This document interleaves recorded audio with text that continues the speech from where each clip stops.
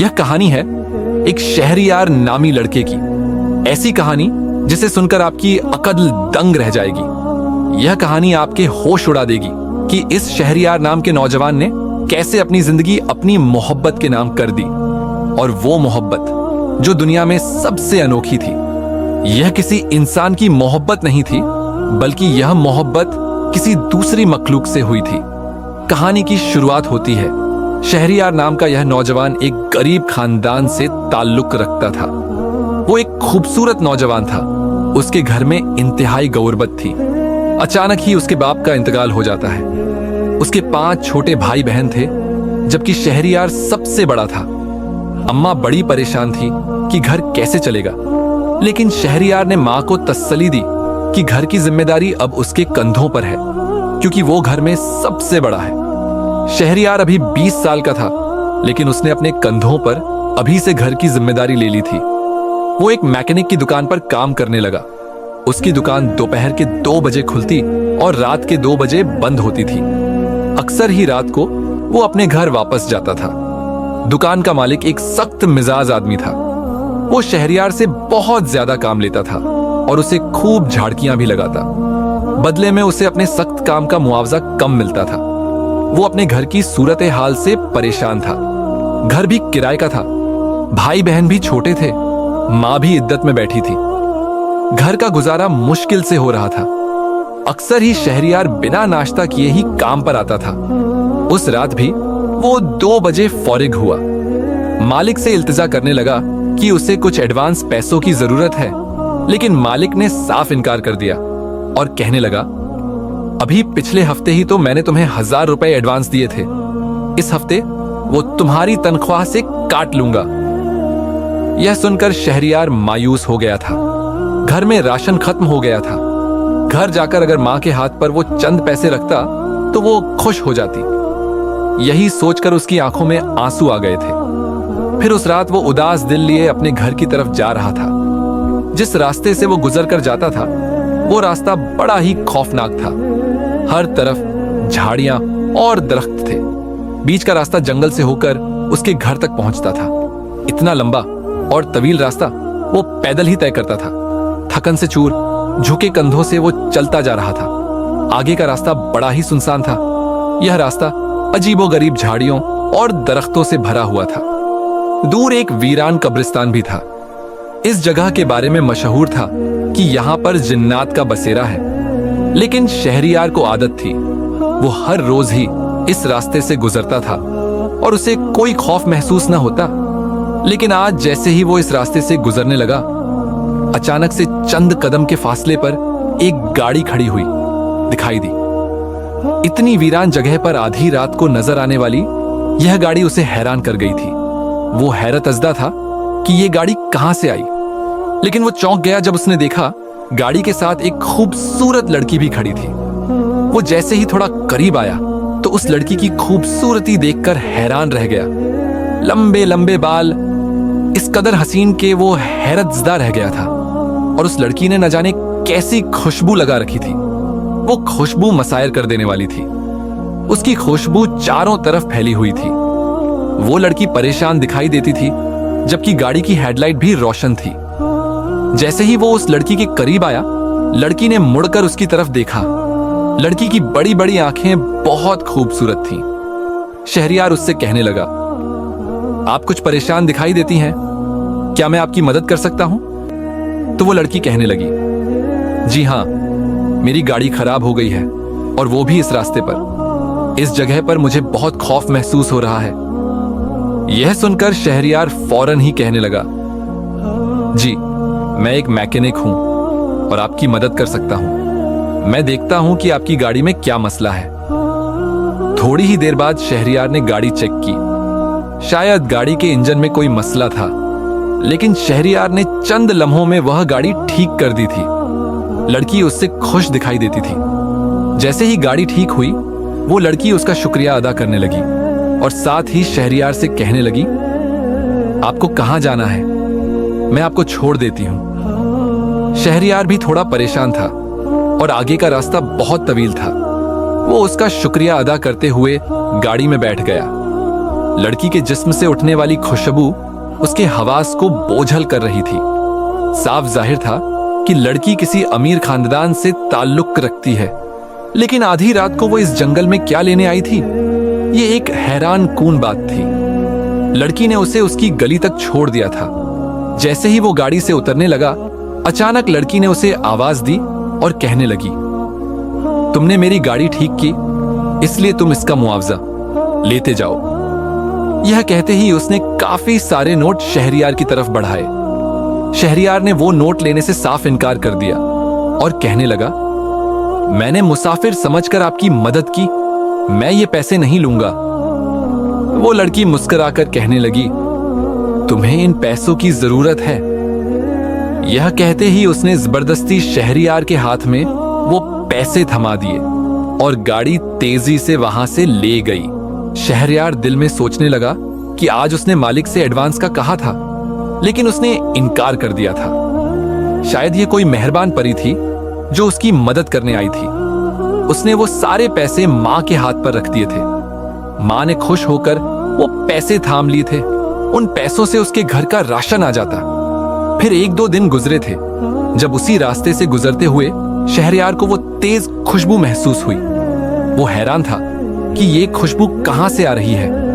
अचानक उसे याद आया कि ये खुशबू तो उसी लड़की के वजूद से आ रही थी जो उस रात उसे इसी रास्ते पर मिली थी। लेकिन आज यहां कोई भी नहीं था और ये खुशबू बहुत तेज थी। अभी वो कुछ कदम आगे बढ़ा ही था कि अचानक उसे अपने पीछे पायल की छन छन की आवाज सुनाई देने लगी, जैसे कोई लड़की उसके पीछे पीछे आ रही हो। जब वो पलटा तो हैरान रह गया। काले कपड़ों में लिपटी वही लड़की उसके पीछे पीछे चलती आ रही थी। अपने पीछे आती इस लड़की को देखकर वो हैरान था। लड़की मुस्कुराकर उसे देखे जा रही थी, फिर कहने लगी, मैं तुम्हारा ही यहां इंतजार कर रही थी। शहरयार ये सुनकर और हैरान रह गया। वो लड़की बहुत खूबसूरत और बहुत अमीर लग रही थी, फिर वो उसका इंतजार क्यों कर रही थी? अब शहरयार खामोशी से उसे देख रहा था।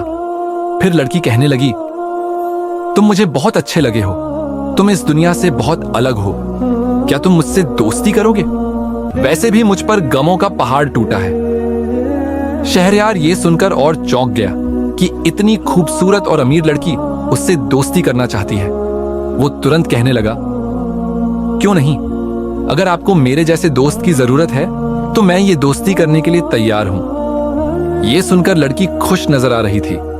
फिर वो शहरयार से कहने लगी, चलो तुम मेरे साथ चलो, मैं तुम्हें एक नदी के पास ले जाना चाहती हूं। वो नदी यहां से थोड़ी दूर है। ये सुनकर शहरयार थोड़ा घबरा गया था, क्योंकि आधी रात का वक्त था। उसे घर जाने की जल्दी थी।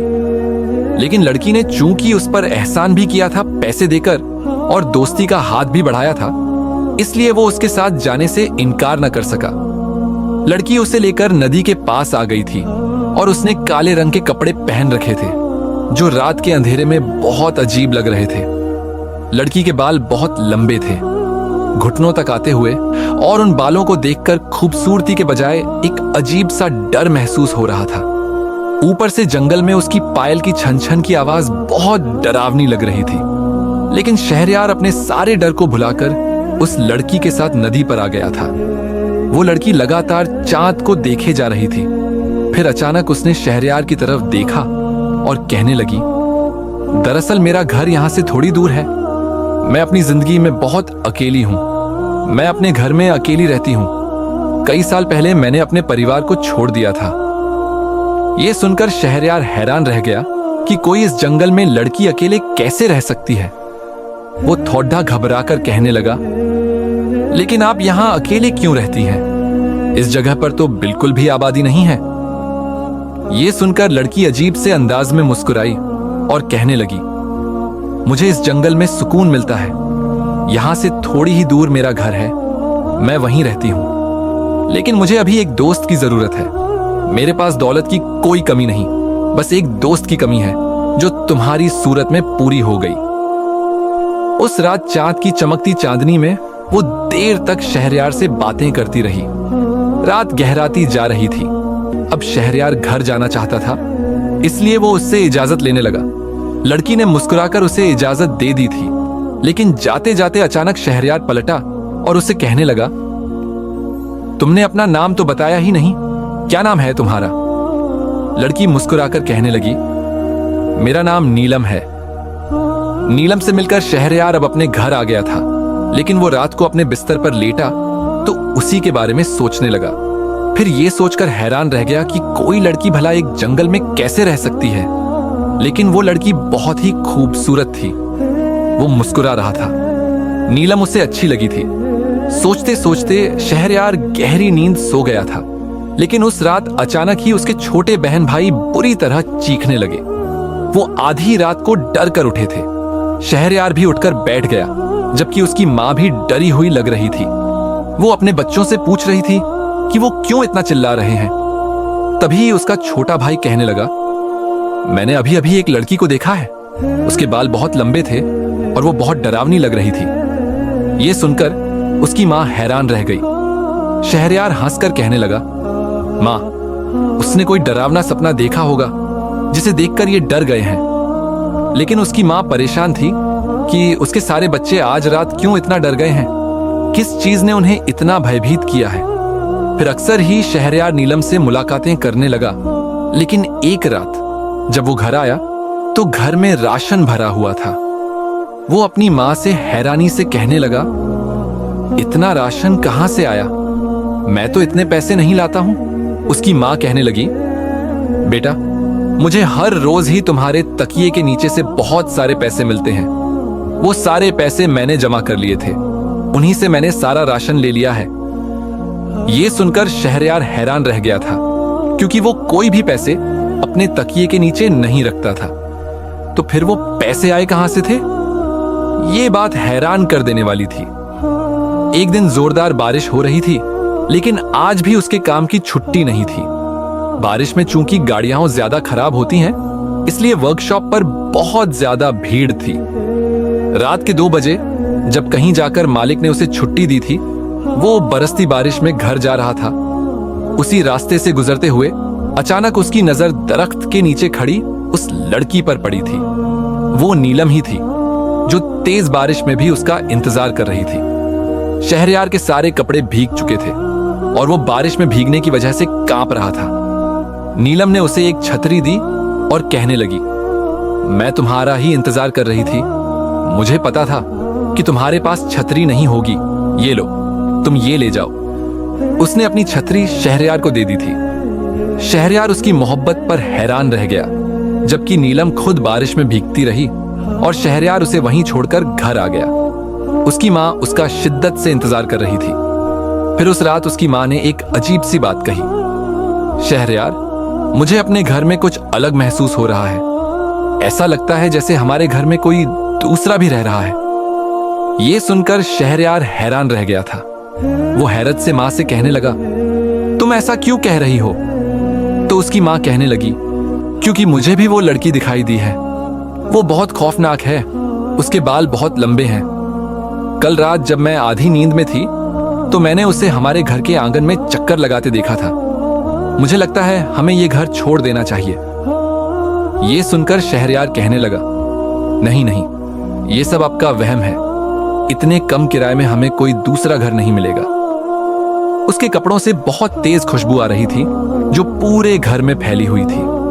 अगली रात फिर से नीलम उसी दरख्त के नीचे शहरयार का इंतजार कर रही थी। वो उससे कहने लगी, आज मैं तुम्हें अपने घर लेकर चलूंगी। ये सुनकर शहरयार भी खुश हो गया कि वो नीलम का घर देखने जाएगा।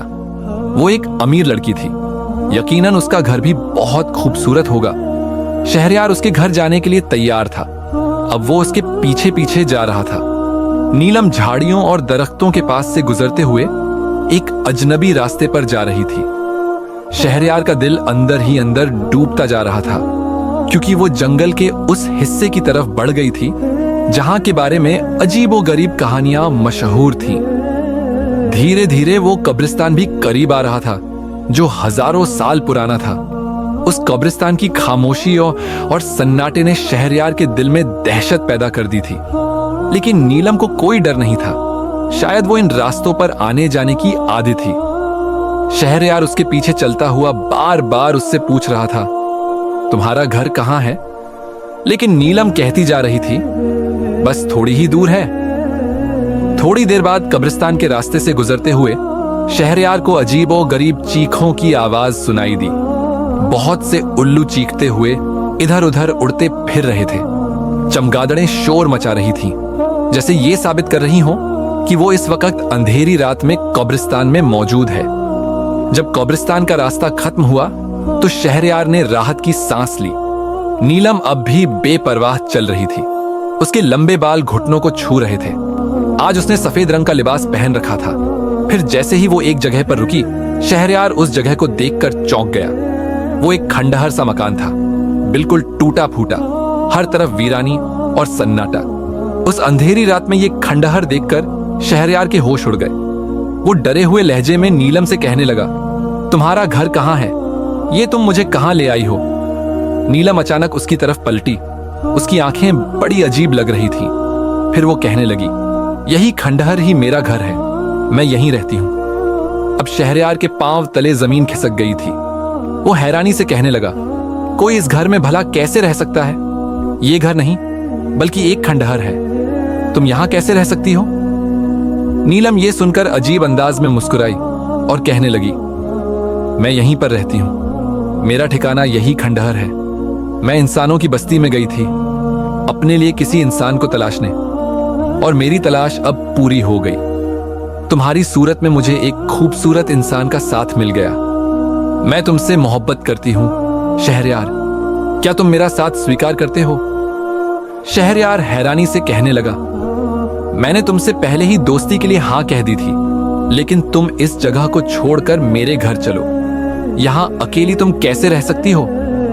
वो उसे समझाने की कोशिश कर रहा था। नीलम सर झुकाकर कहने लगी, नहीं नहीं, मैं इस जगह को छोड़कर कहीं नहीं जा सकती। ये खंडहर ही मेरा ठिकाना है। बस तुम मुझे ऐसे ही अपना लो। अगर मैं तुम्हारे घर में रही तो मेरा राज सबको मालूम हो जाएगा, और मैं अपना राज किसी के सामने लाना नहीं चाहती। यह सुनकर शहरयार हैरान रह गया था। वह हैरत से कहने लगा, कैसा राज? नीलम ने उसकी तरफ देखा, फिर कहने लगी, वक्त आने पर मैं तुम्हें बता दूंगी। बस तुम मुझसे दोस्ती करने के लिए तैयार हो। जैसे ही नीलम ने अपना हाथ शहरयार की तरफ बढ़ाया, शहरयार ने उसका हाथ थामना चाहा, लेकिन उसके पूरे वजूद को एक झटका सा लगा। नीलम का हाथ बहुत ही डरावना था, बिल्कुल काला, और उस पर काले काले बाल थे। वह डर भरे लहजे में नीलम से कहने लगा, ये तुम्हारा हाथ इतना काला क्यों है? देखते ही देखते नीलम का पूरा शरीर बालों से ढक गया था। धीरे धीरे उसका पूरा वजूद काला पड़ता जा रहा था, लेकिन उसका चेहरा अब भी हसीन था। तभी आसमान पर बादल गरजे और उसके सामने एक काली बदली आई। चांद की रोशनी अंधेरे में बदल गई। नीलम जल्दी से खंडहर की ओर भागी और बोली, अब मैं बाद में तुमसे मिलने आऊंगी, अभी मेरे जाने का वक्त हो गया है। वह खंडहर के अंदर भाग गई थी, जबकि शहरयार हैरत से उसे देखता रह गया। वह सोचने लगा, अंदर नीलम कहां गई होगी? मुझे उसे ढूंढना चाहिए। जैसे ही वह उसे ढूंढने अंदर गया तो हैरान रह गया। नीलम वहां कहीं भी नहीं थी। वह उसे आवाजें दे रहा था, लेकिन लाख कोशिशों के बावजूद भी वह उसके सामने नहीं आई। न जाने वह कौन से कोने में छुप गई थी। फिर शहरयार मायूस होकर घर चला आया, लेकिन उसे हैरानी तब हुई जब घर में धीरे धीरे बदलाव आने लगा। घर में राशन भर गया था। उसके छोटे भाई बहन स्कूल जाने लगे थे। अब वे अच्छे कपड़े पहनते थे, और उसकी माँ भी बहुत खुशमिजाजी से हर काम संभाल रही थी। अपने घर में यह बदलाव देखकर वह हैरत से अपनी माँ से कहने लगा, आखिर घर में इतनी तब्दीली कैसे आ रही है? उसकी माँ रहस्यमय अंदाज में कहने लगी, जो कुछ भी हो रहा है बहुत अच्छा हो रहा है। क्या तुम नहीं जानते, हर रोज जब तुम सुबह काम पर चले जाते हो, मैं तुम्हारा बिस्तर उठाती हूं तो उसके नीचे से मुझे हजारों रुपए मिलते हैं। अब हमारे हालात बहुत बदल गए हैं। लगता है खुदा ने हमारा हाथ थाम लिया है। शहरयार ये सुनकर दंग रह गया था। उसे अपने घर की तब्दीली अच्छी तो लग रही थी, लेकिन वह हैरान था कि आखिर ये सब हो क्या रहा है। पहले उसके भाई बहन डरते थे और कहते थे कि इस घर में एक लड़की का साया है। कभी कभी वो उसकी माँ के सामने भी आ जाती थी, लेकिन अब वे डरते नहीं थे। बल्कि बहुत खुश नजर आते थे। दिन ब दिन शहरयार के हालात बदलते जा रहे थे। फिर कई दिन गुजर गए। नीलम उससे मिलने नहीं आई, लेकिन अब शहरयार उसे मिलने को बेताब था। आखिरकार उसकी ये बेचैनी इतनी बढ़ गई कि वह उसे तलाश करने के लिए उसी खंडहर में चला आया। आधी रात का समय था। हर तरफ वीरानी और सन्नाटा छाया हुआ था। हालांकि कब्रिस्तान के पास से गुजरते हुए उसे बहुत डर लगा था, लेकिन नीलम से मिलने की चाहत में उसने अपने डर को पीछे छोड़ दिया था। वह खंडहर में खड़ा होकर नीलम को आवाजें दे रहा था।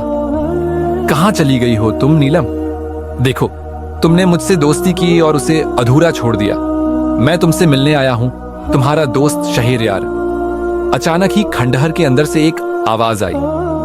वापस चले जाओ शहरयार, मैं तुम्हारे सामने नहीं आ सकती, क्योंकि मेरा एक ऐसा राज है, अगर तुम्हें पता चल गया तो तुम मुझसे नफरत करने लगोगे। यह सुनकर शहरयार हैरान रह गया था। वह कहने लगा, कैसा राज? मुझे बताओ। मैं तुमसे वादा करता हूं, तुम जो कुछ भी बताओगी, मैं हरगिज तुमसे नफरत नहीं करूंगा। थोड़ी ही देर बाद उसे अपने पीछे पायल की छन छन की आवाज सुनाई दी, और वही खास खुशबू जो नीलम के साथ आती थी। वह समझ गया कि नीलम उसके पीछे है। जैसे ही वह पलटा, नीलम उसके सामने खड़ी थी। आज उसने लाल रंग का जोड़ा पहन रखा था। फिर वह शहरयार से कहने लगी, अगर तुम सच्चे हो तो आज मैं लाल रंग का जोड़ा पहनकर आई हूं। चलो मंदिर में चलकर मुझसे शादी कर लो। यह सुनकर शहरयार हैरान रह गया। वह नीलम से कहने लगा, मंदिर में मैं कैसे जा सकता हूं? मैं एक मुसलमान हूं। नीलम यह सुनकर अजीब से अंदाज में मुस्कुराई और कहने लगी, नहीं, मैं मुसलमान नहीं हूं। क्या तुम मुझसे शादी करने के लिए तैयार हो? शहरयार कहने लगा, हां, मैं तुमसे जरूर शादी करूंगा, लेकिन तुम मेरे साथ मस्जिद में चलो। यह सुनकर नीलम कहने लगी, हरगिज नहीं, मैं वहां नहीं जाऊंगी, बल्कि मैं तुम्हें अपने साथ मंदिर ले जाकर वहां शादी करना चाहती हूं। अब नीलम जिद में आकर उसे अपने साथ ले जाने लगी। दोनों मंदिर के बाहर खड़े थे। जैसे ही शहरयार अंदर जाने लगा, नीलम ने उसे रोक दिया और कहने लगी, वहां जाने से पहले और मुझसे शादी करने से पहले तुम मेरे बारे में सब कुछ जान लो, मेरी सच्चाई। शहरयार हैरत से कहने लगा, कैसी सच्चाई? नीलम ने अजीब से अंदाज में उसकी ओर देखा। अचानक ही उसका रूप बदल गया था। वह एक खूबसूरत लड़की से एक बहुत ही डरावनी शय में तब्दील हो गई थी। वह अब कोई लड़की नहीं थी, बल्कि एक भयानक जिन्न की तरह लग रही थी।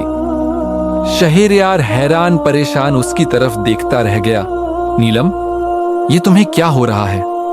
शहरयार उसे पूछे बिना रह नहीं सका। वो डरावनी आवाज में कहने लगी, यही सच्चाई मैं तुम्हें बताना चाहती हूं शहरयार। दरअसल मैं कोई इंसानी लड़की नहीं, बल्कि एक जिनजादी हूं। मैं एक इंसान से मोहब्बत कर बैठी थी।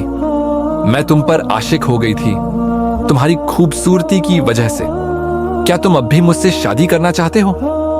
यह सुनकर शहरयार के होश उड़ गए थे। वो नीलम का डरावना रूप देखकर वहां से भागने लगा।